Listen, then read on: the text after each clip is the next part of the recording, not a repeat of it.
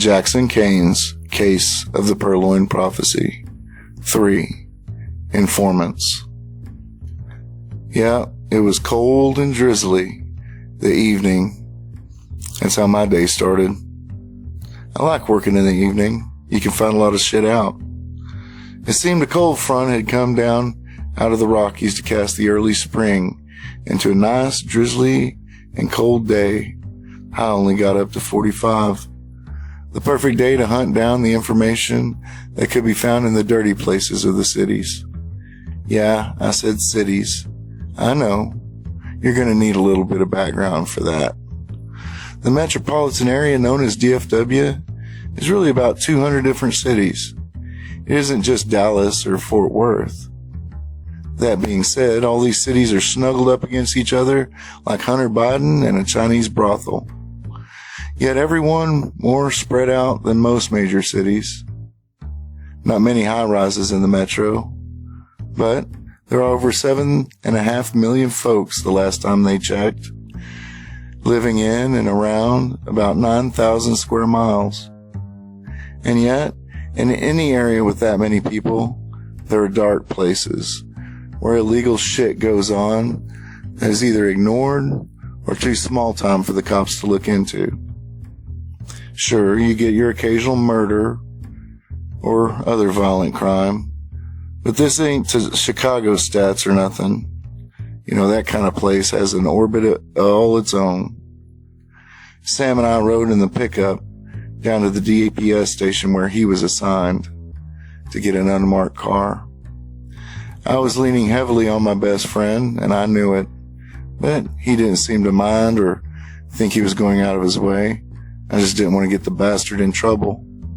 Why? I asked, not looking toward him as he drove. Just watching all the fast food, furniture stores, and cookie-cutter apartment complex whiz by as we tooled down the tollway. I was damn sure glad he was doing it. I couldn't afford those souls. Hell, the goddamn express lanes get up to $10 a toll in the evenings. I'd rather hoof it if I had to, even in the cold drizzle. Son of a bitch just shrugged. I saw him out of the corner of my eye. Why are you helping me? I asked again, looking over to see the smart-ass grin on his ugly mug. This guy wasn't no Texas Walker, Texas Ranger, or whatever it's called. Let me tell you, Chuck Norris would spit at him.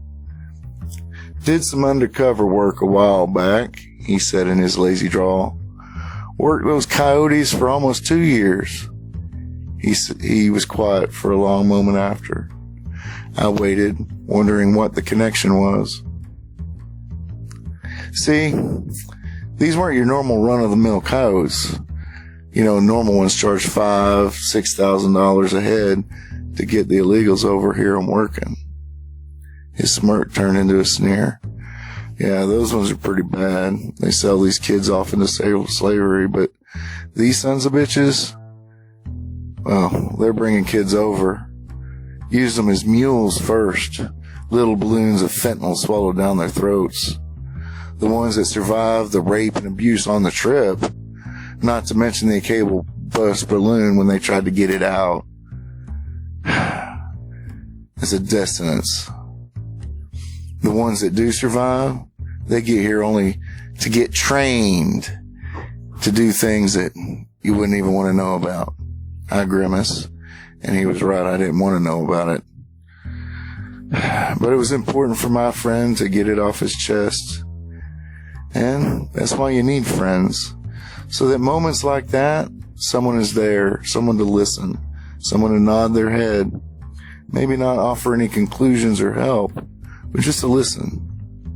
And when all's said and done and the bullshit's over with, that person will be there for you to do the same. After about 4 or 5 years of personal servitude, these kids get loaned out. Fake IDs and everything else saying they're of age and they've got the proper documentation to do the job they're doing. They get loaned out to not so legitimate massage parlors hidden amongst the hundreds of legitimate ones. It makes finding them on that end almost impossible, though there's a few NGOs doing good work. I watched out the window, desperately trying not to get emotional. This shit made me crazy angry. I'd kill a whole room full of werewolves by bare hands just to get at one of these bastards that abused children. Well, we went to this meetup where we're going to make a buy and get what I like to get us captured, what I like to call a knot. You know, a knot's a guy that has his hands and his ear into lots of different parts of the organizations.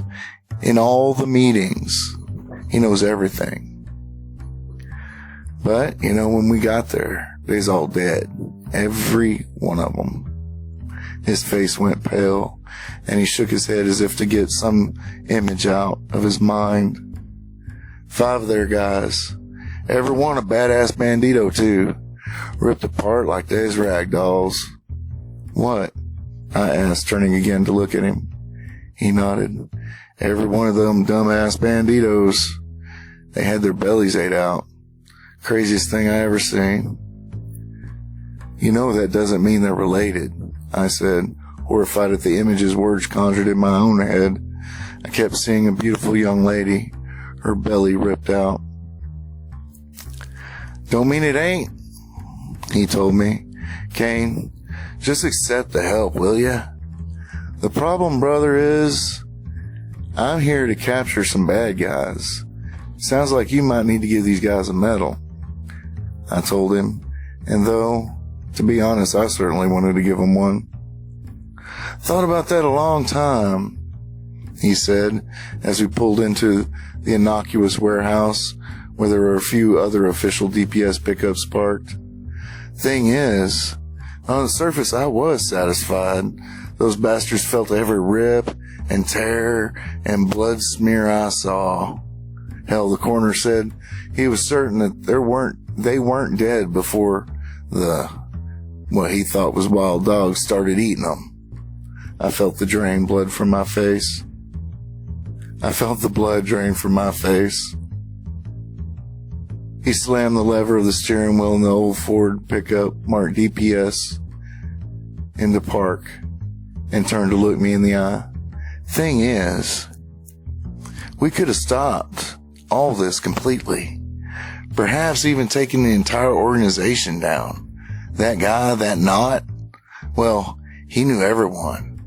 He was just low enough so that nobody ever noticed him, but high enough to be included in most of the meetings. He was a go-to guy, a connection.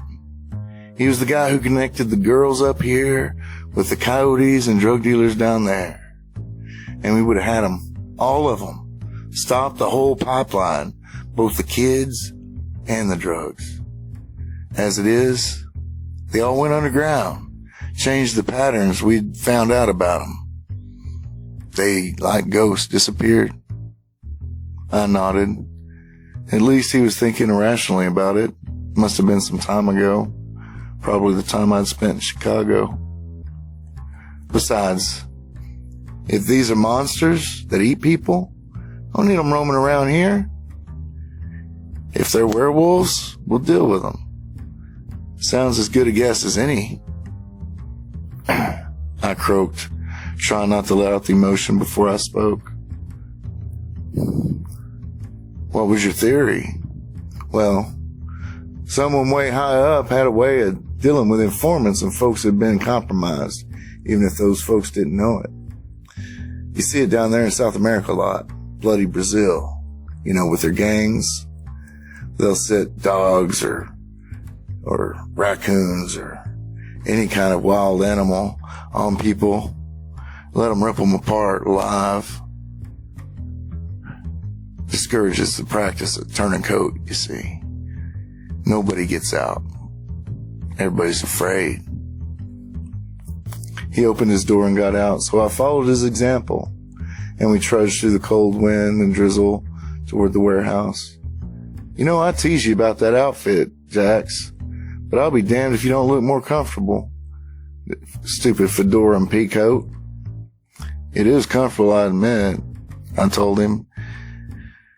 It used to be a way to stand out, you know, a gimmick. The coat, the fedora, He got me a few more cases, but I'm just lucky I didn't switch to the summer coat yet, if you know what I mean. Yeah, I did. I had goosebumps up my legs into my asshole, he said. Yeah, I chuckled and waited for him to find his access card. Yeah, Sam, this on the record and official? I asked, not really wanting my friend to lose everything he'd ever worked for. Hell, he'd been wanting to be a ranger since he was about 6. Ran around the rooms in the schoolyard at the orphanage like screaming it to the top of his lungs half the time, pretending. Well, I'll make it that way, he said, opening the door and pulling out his phone at the same time. I'll make a call. We walked into what looked like a simple break room. 2 rooms, actually. There was a couple of tables for eating and a kitchenette area with a microwave and a single burning gas dorm stove. And there was another table set up in the next room for what looked like poker night. A small TV up in the corner and a card table with 6 or 8 chairs around it. Hey, wait here a minute, Sam said and left through another door out into the warehouse proper. I wondered just how one would get an invite to a poker game with a group of Texas Rangers. And then a scene flashed before my eyes of 2 little guys getting the shit beat out of them by a bunch of cops from that movie. What was it called? Rounders. Yeah, that flashed through my head. Better not win too much or appear like I'm cheating, I chuckled. You know what? Best not just play poker with any guys. What's so funny? Sam asked, re-entering the room. Oh, I was just wondering. I shook my head. Well, I asked, standing. Sam took his phone. Boss is intrigued, he said. I felt my eyes go wide.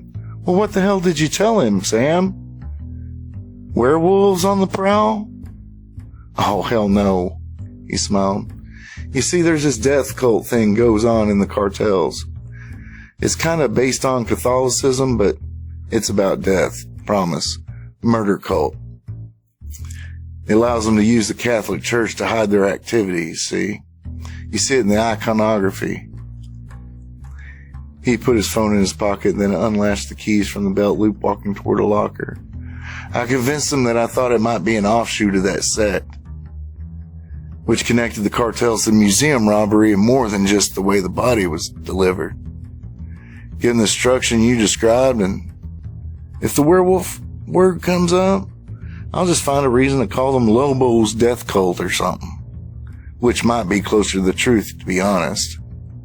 Either my original theory about higher-ups with dogs or just somebody that wants to prove a point. After what we went through last year, I wasn't so sure. And then I had a thought. I'd test the theory. Hey, Sam, what do you think about my secretary? You know, Kitty? Oh, geez, Jack, she's a cute gal. Not sure why she pays so much money to look like a cat person, Sam said as he rummaged through his cabinet. Fox person, I corrected, looking at him strangely. He half turned and frowned at me, then nodded. Yeah, closer to a fox, ain't it? He turned back and finished gathering whatever he was after and locked the door and shrugged.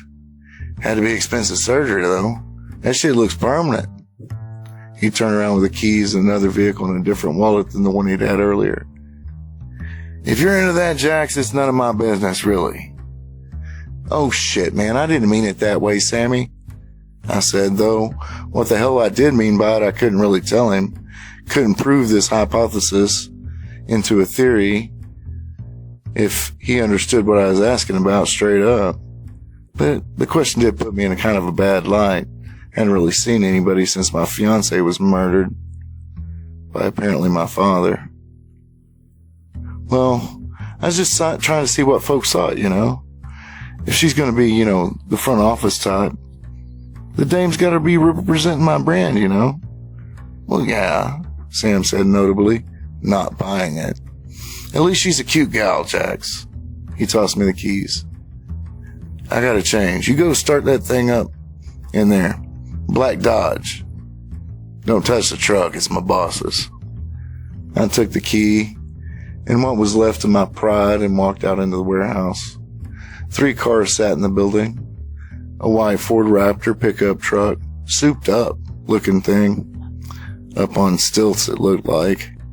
A race car, red Audi Turbo LX something or other, and a pearl black Dodge Challenger RT Sport something. More car than I'd ever be responsible for, and I damn sure didn't want to be. Sometimes my foot weighs about 50 pounds, and Texas cops have a penchant for writing the highest tickets they possibly can. Free taxes, you see. I got into the seat, black leather that just sucked you in and made you feel right at home, and pushed the button to start the thing. Okay. Yeah, I had to look around and figure it out. Couldn't figure out why the fob didn't have a damn key. Never driven a car without a slot for a key. This push button stuff made me nervous. I was out and into the passenger seat before Sam ever made it out. This is a far cry from your dipshit personal pickup truck, I told him. Hey, I've had that dipshit personal pickup truck since we were 16, man, he told me. I had lost my virginity in that truck, he said. I chuckled. To what, your hand? You were a virgin when you married that first lady. What was her name? He muttered something I couldn't understand and pushed the button on the visor that opened the large garage door. And he pulled out of the building, past his official truck, and out onto the streets of the metro. I hadn't been paying attention to where we were exactly. So where are we going first? I asked. University, he said. It's early and we can get some info from a couple of potheads I know over there. What would that stuff have to do with our lack of leads? What have potheads got to do with what's going on? I asked. These guys are serious nerds, man. Sam smiled.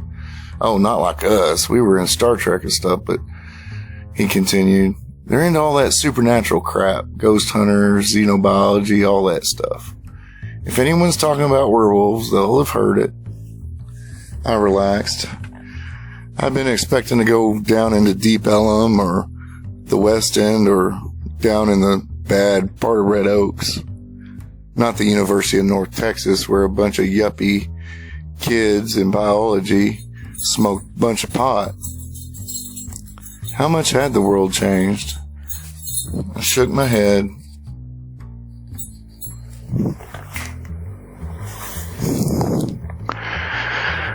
And asked, why is it always potheads? He shrugged. Would you rather it be heroin addicts or phenogrin pushers? I mean, the weak guys just drive up to Oklahoma or Colorado and buy it legally and then drive home. They're a lot easier to deal with. And I guarantee you they're a lot more relaxed. You won't see a gun pop up. I looked out the window and watched the traffic as I considered the problem of the supernatural. Sam's reaction to my question about Kid confirmed everything that he had rationalized. Whatever he witnessed last year, not that I knew what it was that he witnessed, I was too torn up and trying to figure all the crazy shit out myself. I do got a question though, Sam asked. Just in case. I mean, after the last couple of years, anything's possible. Go ahead, I asked him. How many days till the next full moon? That's a good question, I answered and pulled out the phone to look it up. You're gonna Google it, are you? Sam asked. I can Google, Sammy, I said, a little offended. Wait, let me, he said. Hey Siri, Google when the next full moon is here in North Texas. The familiar, well, I guess Siri's voice and Alexa's voice will someday end up being the most recognizable voices in the world. It came from the car speaker. The next full moon will be on April 16th, 2022. 3 days, I said. Sam was grinning. Yes, Sam, I know what CarPlay is, I told him sourly. We arrived at the familiar dorms in Denton, Texas. Wait here, Sam said, then stopped and watched me as I pulled out a cigar from my coat before he opened the door. All right, outside the car, he said, eyeing the delectable nicotine bomb. It ain't my car. You ain't smoking it all up. Get me in trouble. I shrugged and got out after him. Yeah, you might as well go ahead and lock it, Sam. I need to piss, like a Budweiser stallion. Sam eyed me up and down. It's a Clydesdale, idiot. Shetland pony drunk on Natty Light is more like what you are. I flipped him off as I walked into the building and around back, where the community center could be found, looking for a bathroom. It was strangely empty for a Wednesday evening, and normally I wouldn't have thought anything of it, but something strange was going on. It was like something had tabs on me lately. When I returned, what awaited me, alas, was something I had to think about for a minute. The guy was tall, damn near a giant, 7 foot plus. His bald forehead was sloped, and his brow ridges jutted out like a shelf. The eyes beneath that sheltered darkness were full of sorrow and pain and intelligence. He was dressed like a biker from a bad 80s movie, like those guys at the end of Weird Science or the crazies in Road Warrior. Wait a minute. Shit. I think those were the same actors, to be honest. Anyway, I'd have thought he was a poser, but after looking into those damned eyes, and that's what they were, damned. He sat on the car, a large knife in his hand, picking his fingernails clean. He saw me and smiled. You know, that's when I got nervous. Usually thugs and goons, for that matter. And that's what anybody would call this guy upon first glance. They don't usually scare me. You know, I grew up in a rough neighborhood. Orphans beat the hell out of each other all the time, and I figured out I could take a beating. And usually thugs and goons are so stupid you can avoid a fight most of the time. But this guy, he was intelligent, and he was big, damn near a giant. Or did I mention that already? Hey, you Cain? He asked, his voice gravelly. He used his knife in his right hand to scrape a huge gout out of the paint on the hood of the Challenger as he got out. Now see, that wasn't really necessary. It's not something you should have really done, I said, tipping my hat back to rub my forehead at the side of the scrape on the hood of that Challenger. Hell, that was a $80,000-$90,000 car. Well, you see, Lenny, it puts you at a disadvantage when you try to make the point you're going to make here in just a moment. How so? The brute asked. Well, Lenny, you see, that car belongs to a Texas Ranger. I paused and pulled my hat back down and went ahead and lit the cigar I was holding before finishing. And he's one of those short-tempered, redneck, crazy sumbitches. Lenny smiled. Name's Dom, he growled. You gonna say you're George? Well, Dom, you see, maybe I am George at that.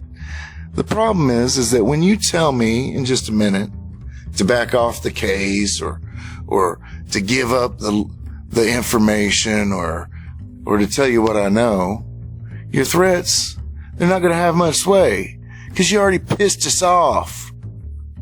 Dom chuckled. My leader wants you to know that you aren't safe, Cain. Leave us be, and this don't have to touch you. I knew he was about to say Alpha. This was a goddamn werewolf. Go figure. I felt my gun in his holder just sitting there, the weight encouraging me to grab it under my left arm.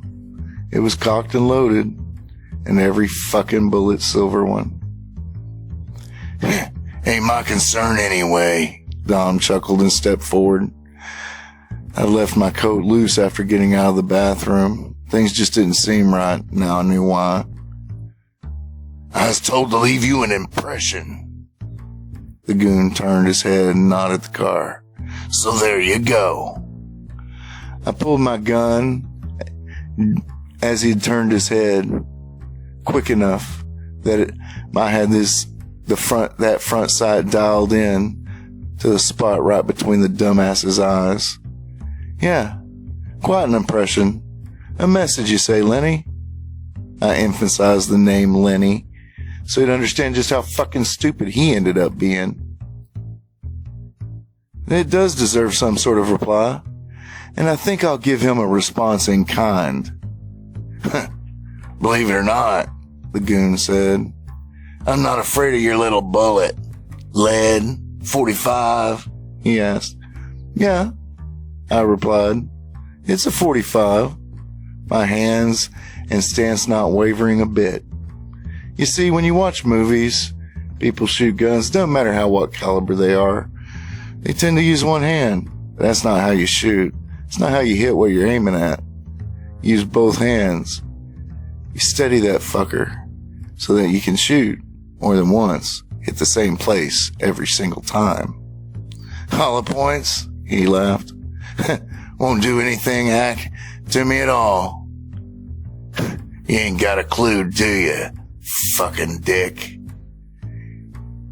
He actually thought that I was the stupid one. I guess he'd never run across anyone who actually believed him. Or believed in him. No, I said, and pulled the trigger. The silver bullet entered Lenny's forehead, a little higher than I had intended. And he hadn't even had time to register that the damn thing was silver before his body hit the ground as if a marionette had its strings cut abruptly and finally. Yeah, I know, it's an overused cliche metaphor, but what the fuck, it's apt. I was finishing the cigar standing next to the body when Sam showed up. He stopped abruptly and eyed the situation. Turns out we have to visit a rare bookshop. Guys all seem to be over there, probably playing Dungeons and Dragons or something. What the hell is that? Sam asked, pointing at the body. Hey, I said, bastard keyed your car. What'd you want me to do? We don't let assholes mess with our shit. He grumbled. I'll call it in. Might want to get an autopsy. That creep ain't human, I said and finished my cigar while Sam made phone calls. As it turned out, only Dragomir and his crew showed up. I have taken this from the Rangers. They've been ordered to cease and desist. He paused, watching my face. However, you, Sam, are alone for the time being. The older man turned and eyed me. What? I asked. You cannot leave bodies of supernatural creatures laying around, Jax. That's just not done. He told me in his accent thick. Must have been angry. Look, I don't even know if I believe in this mumbo-jumbo. I paused and pulled out the cigars, eyeing them cautiously since there were only 2 left. Hope I got paid soon. Look, I've been told my father's the little example of fratricide they have in the dictionary, and my mother's a woman who supposedly whored herself out to hell in order to manipulate her way around to having first you, then me, to sacrifice to a fallen angel. I have what is supposed to be a kitsune, a fairy trickster thing from Asia. Their myth and folklore is my secretary. Never mind, I don't pay her, and I'm Irish, so it should be, the Morgan or Flittish or elves or some shit. So you think this is some strange practical joke? Well, I use government resources to convince you to something that's not only impossible but crazy. What's the purpose? His face was amused. Yeah, a government agency that you won't admit exists, really, with letters you won't say. So is it the FBI, the NSA, the CIA, the KGB, or the EPA? I snorted. So, I have a hard time trusting you, old man. I don't know what y'all were talking about. I don't remember any supernatural stuff last year. I saw a light show, and then everyone we were after got away, Sam said. Look, Dragomir said with exasperation. His team, a bunch of guys in suits, and another bunch of probably nerds, because they were in lab coats, were finishing with the dead werewolf. We don't usually have to clean up too much, or lie about what's really out there in the world. Regular people, what you would call the normies. Those people will never disconnect their brains from what they know to be true, even if what they see is right in front of them. They don't want to know. And just what is right in front of them, I asked. Is that there are predators in the dark, Jax. That the night has teeth. That when they feel the hairs rise on the back of their neck, in the middle of the night, out in the yard, or in the street, because they think something is watching them. Well, Jax, chances are that there is something stalking them and trying to figure out how to eat them. But they know we will be there if it happens. And they know eventually you are coming. Me? I asked. Him? Sam asked. Yes, the son of Cain. Well, damn. I wasn't just some private dick that had the freedom to be a public asshole. I was some sort of predestined something, title and everything. Maybe I could get some groupies. Maybe they will look pretty. One never knew. Thank you for listening to this episode of Jackson Cain's Case of the Purloined Prophecy. If you enjoyed it, please let me know in the comments below and share the video out for others to enjoy. If you are not subscribed, please do so. And if you have a problem or just something to point out, good or bad, I take all criticisms.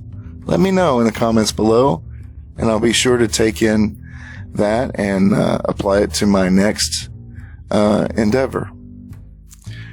As always, remember your story. Your life is your story. Make it a great one, and have a good day.